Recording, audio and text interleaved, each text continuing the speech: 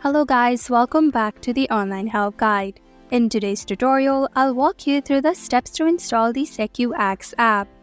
Open the Play Store on your device first. Tap on the search bar at the top.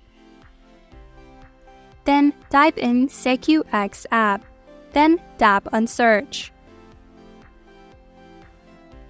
We are going to download this application. Tap on it. Then tap on Install icon. Allow it to download now. Upon completion of the download, tap on Open. By following the instructions, you can now use the app by signing up for it.